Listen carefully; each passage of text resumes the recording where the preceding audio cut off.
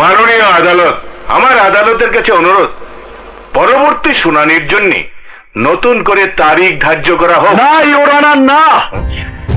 উকিল প্রতিদিন কোর্ট থেকে এভাবে নতুন তারিখ দিতে থাকবে, আর যতদিন কেসের রায় না হবে ততদিন বেঁচে থাকার সুযোগ পাবে এই ধর্ষক। আমি আপনার কাছে হাত জোর করে প্রার্থনা করছি জজ সাহেব, নতুন করে শুনানির তারিখ আর দেবেন না। আমি আপনার কাছে প্রার্থনা করছি মে লর্ড, প্লিজ। বর্তমান প্রেক্ষাপট কিন্তু এরকমই। দ্রুত সময়ের মধ্যে অপরাধীদের, বিশেষ করে এই সমস্ত নরপিচাসদের, যারা রামিসার মতো পবিত্র ফুলগুলারে বাঁচতে দেয় নাই, ফুল ফোটার আগেই গাছ থেকে নির্মমভাবে ছিঁড়ে ফেলছে, তাদের বিচারের জন্য কাল ক্ষেপণ করা হয়। এটা আমাদের জাতির জন্য লজ্জার। আমরা কার উপর ভরসা করব? বিপদে পড়লে কার কাছে ছুটে যাব? সমাজে এমন অনেক বড় বড় নেতা বসে আছে যারা তাদের নির্দিষ্ট লক্ষ্যে পৌঁছানোর জন্য জনগণের উপর গুলি চালাতে পর্যন্ত দ্বিধা করে না। ইওর অনার, পুরো দেশ এখন একটা আগ্নেয়গিরির জ্বালামুখীর উপর বসে আছে, আর অন্যদিকে নেতারা নতুন কোনো দিক নির্দেশনা দেবার পরিবর্তে, নতুন কোনো আইন বানানোর পরিবর্তে, জনগণের সেবা করার পরিবর্তে নিজেদের মধ্যে কুকুর বেড়ালের মতো রেষারেষি নিয়ে ব্যস্ত আছেন।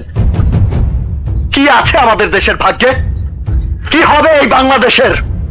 এদেশের জনগণের দায়িত্ব কে নেবে? কে নেবে? জনগণ এখনো নেতাদের চাইতে বেশি বিশ্বাস করে এই দেশের আইনকে।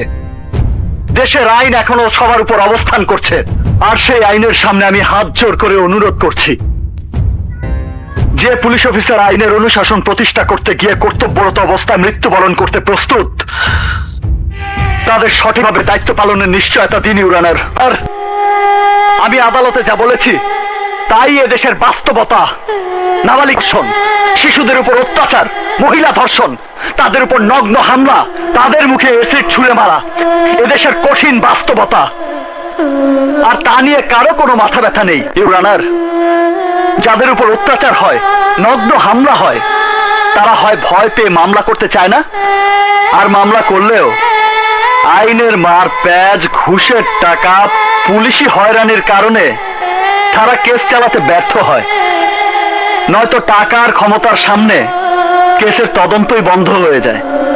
উল্টো তারা হামলার শিকার হয়, তাদের উপর ইনকোয়ারি হয়, কিন্তু সেই ইনকোয়ারির ফলাফল অনুযায়ী কোনো কাজ হয় এমন ঘটনা এদেশের মানুষ গল্প উপন্যাসেও পড়েনি।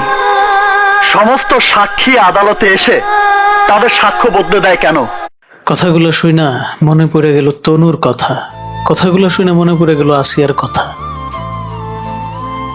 কথাগুলা সম্প্রতি সময়ে ঘটে যাওয়া মর্মান্তিক, হৃদয় বিদারক এমন এক ঘটনা।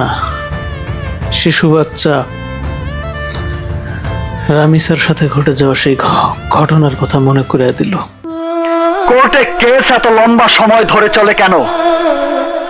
কোর্ট ও পুলিশের চক্করে পড়ে যারা কেস করেন তাদের বাড়ির মেয়ের বিয়ের বয়স পার হয়ে যায়, আর যদি স্ত্রী হয় সে বুড়ি হয়ে যায়, আর যে বুড়ি সে মরে যায়। এমন কেন হচ্ছে জজ সাহেব?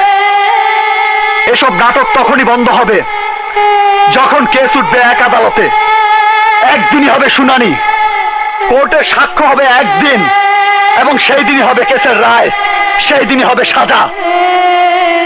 তারপর না কোনো আপিল, না কোনো দ্বিতীয় তারিখ, আর না কোনো দ্বিতীয় আদালত। মানেটা বুঝতে পারছেন? সহজ হিসাব, এই দেশে যেই দিন কুরআনের শাসন প্রতিষ্ঠা হবে সেই দিন, হ্যাঁ কেবলমাত্র সেই দিন সম্ভব হবে একদিনেই রায়, একদিনেই সেই রায় কার্যকর, এবং ওই দিনই নির্মমতার কবর রামিসাদের আত্মা শান্তি পাবে। নতুন করে আর কোনো রামিসাকে নির্যাতিত হতে হবে না।